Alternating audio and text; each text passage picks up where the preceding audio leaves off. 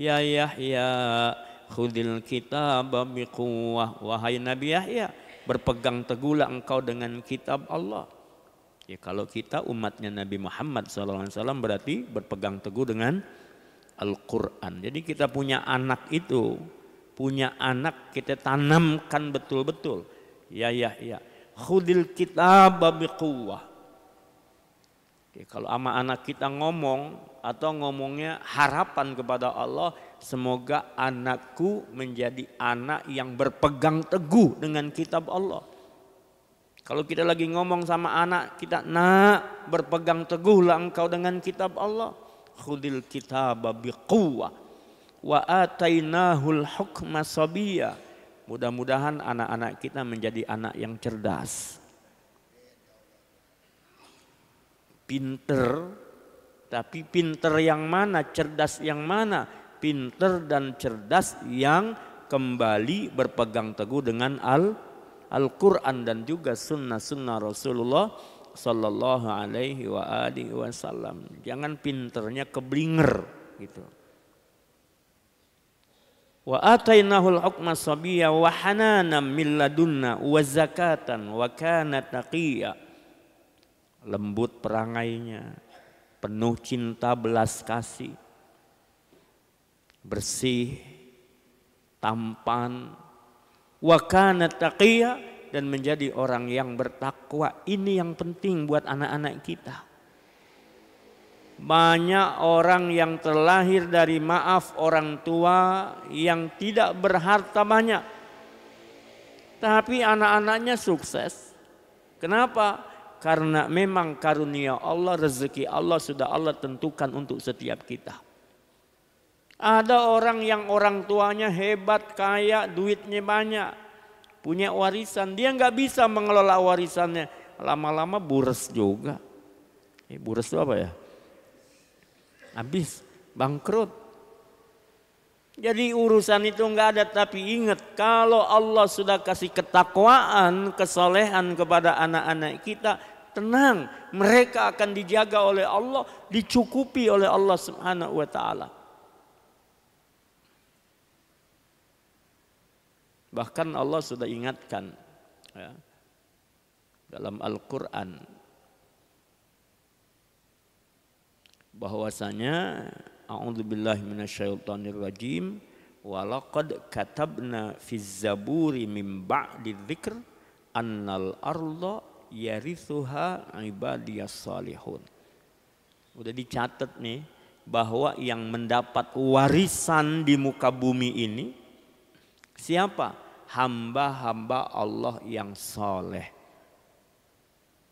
Jadi kalau orang terbangun kesolehannya, insya Allah nggak susah hidupnya. Terus ada orang soleh duitnya nggak banyak, apakah dia merasa susah? Belum tentu.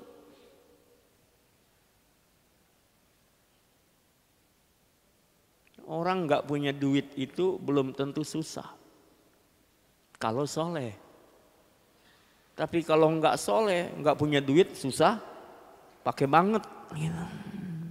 Kalau nggak soleh, orang duitnya banyak, berharta banyak, nggak soleh, mungkin juga terus merasa kurang. Bedanya orang soleh kalau diamanahi harta oleh Allah, dia bersyukur.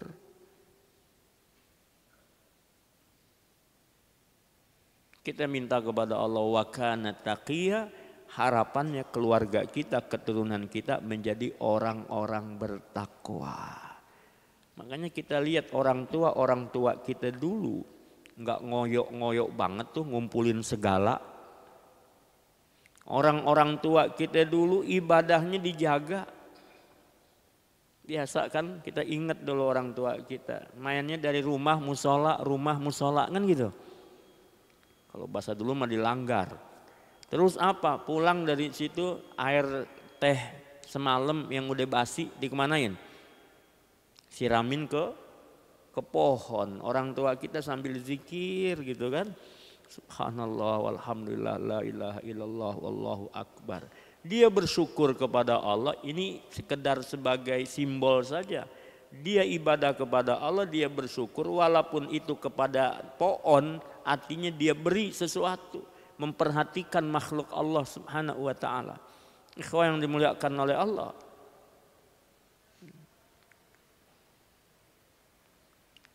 Kalau dulu biasanya habis Jumat, sering juga tuh ya orang tua kakek-kakek kita. Kalau hari Jumat sengaja pagi motong ayam apa kebo? Motong ayam lah paling enggak gitu ya. Nanti habis sholat Jumat orang-orang pada dipanggil ke rumah kan. Diajak makan. Kenapa? Cari barokah. Baik, sekarang mungkin agak beda suasananya. Dia enggak ngajak ke rumah, tapi boleh jadi dia taruh di mana, dia titipkan di mana, titipin di masjid, titipin di tempat-tempat yang insya Allah ada orang bisa menikmati. Berpikirnya begitu, panjang buat masa depan. Jadi enggak mengatakan bahwa duit yang dia kumpulin ini memang duit dia, lalu ngapain dikasih orang. Kan dulu ada cerita. Ini cerita ya. Ada suami istri nih. Ngumpulin duit, ngumpulin harta, banyak. Istrinya sih Masya Allah, ahli ibadah dia. Suaminya jarang-jarang ibadah, malah cenderung jauh dari itu. Istrinya dermawan, suaminya pelit, cekcok, ribut. Akhirnya apa?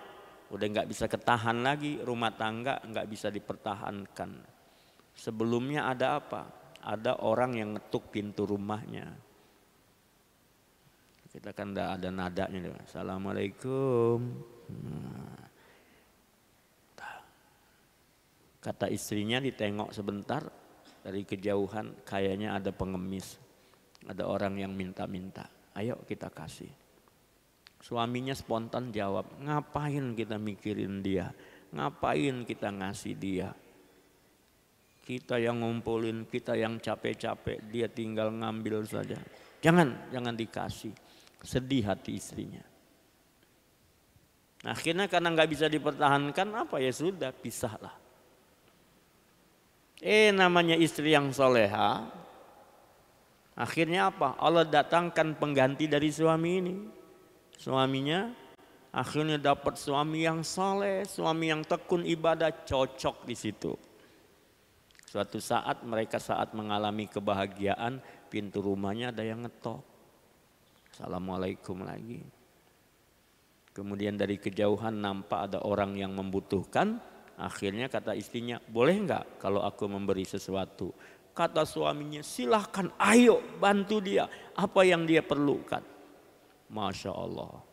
Pas buka pintu, istrinya kaget bukan main, masuk lagi dia ke dalam. Kata suaminya, kenapa? Ada apa? Kurang pemberian kita. Kenapa tidak diberi pada itu? Akhirnya pas ditengok kata istrinya, bukan kurang apa yang kita berikan, tapi aku kaget yang di luar sana. Ternyata dia mantan suamiku. Kata suaminya yang baru, dia ngomong, kamu tahu nggak siapa aku? Aku adalah mantan pengemis yang pernah minta-minta kepadamu. Ini cerita, ya, hanya bahwa Allah sangat mudah mengembalikan keadaan. Maka ketakwaan ini penting, apalagi buat kita, penting buat anak-anak kita. Masa depan kita ini luar biasa, Bapak Ibu yang dimuliakan oleh Allah. Apalagi situasi yang terjadi tahun-tahun ini belakangan ini, terutama Indonesia nih. Sekarang semua kita dicekokin, dijejelin, digampangin. Urusan apa? Masih anak-anak dijejelin, dicekokin dengan games online. Betul. Akhirnya banyak anak-anak yang interaksi sama orang tuanya sudah mulai berkurang. Kalau orang dulu ya, susah nyambung komunikasi itu gara-gara autis ya. Autis bawaan. Akhirnya banyak yang sembuh dari autis dengan terapi.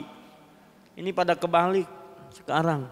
Yang pada sehat malah jadi sibuk dengan gadget, ngomong gak nyambung. Berapa banyak orang yang otaknya rusak, yang pandangan matanya rusak, yang pikirannya rusak gara-gara games online.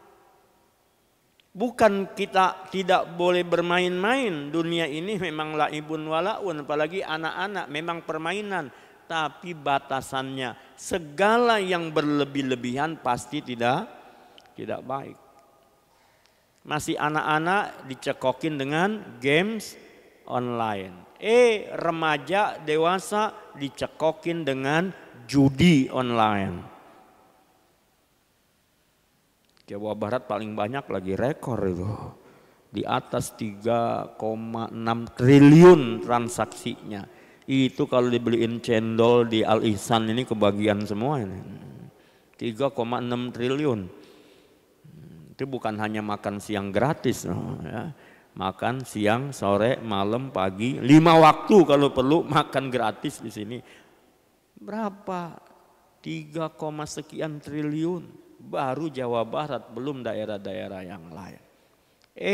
Orang tuanya juga terpapar oleh pinjaman online. Kecil cekokin games online, dewasa sibuk dengan judi online, udah pada tua sibuk dengan pinjaman online. Itu baru yang online, belum yang offline. Ikhwan yang dimuliakan oleh Allah Subhanahu wa taala, ini penyakit dan bahaya buat kita semuanya. Mudah-mudahan kita semua dijaga oleh Allah. Maka taqiyan ini menjadi penting, bertakwa ini menjadi penting buat kita semuanya. Wa barram biwalidayhi, kita harapannya anak-anak ini berbakti sama orang tua, mau sejalan dengan pemikiran orang tua. Kadang-kadang anak sudah tidak lagi sesuai dengan pikiran orang tua. Dan betul, orang tua pun harus paham dengan kehidupan anak-anak sekarang. Hidup kita bukan di saat kita kecil lagi. Mereka hari ini adalah mereka di saat ini. Dan kita butuh ilmu, butuh pemahaman untuk mendidik mereka. Walam yakun jabbaron asiyah.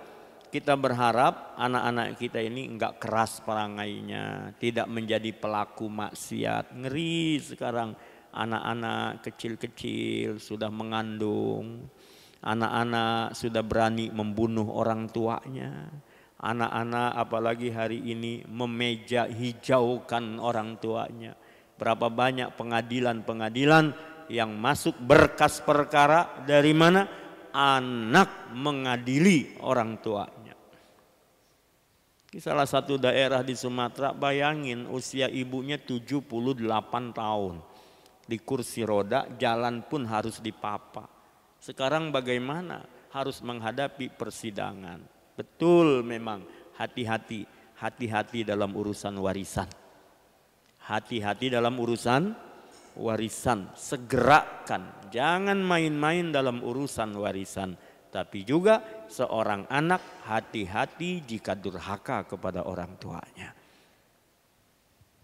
Wa barram biwalidayhi wa lam yakun jabbaran asiya wa salamun alaihi yauma wulida wa yauma yamutu wa yauma yub'atsu hayya. Harapan kita kepada Allah, keturunan kita selamat saat lahir, selamat saat wafat, dan selamat saat dibangkitkan nanti di akhirat gitu. Wassalamun alaihi yauma wulida wa yauma yamutu wa yauma yub'atsu hayya. Ini harapan besar buat kita semuanya. Maka ikhwah yang dimuliakan oleh Allah, mudah-mudahan kalau kita sering membaca ayat ini supaya mengingatkan diri kita dan sebagai harapan doa buat anak-anak kita. Baik.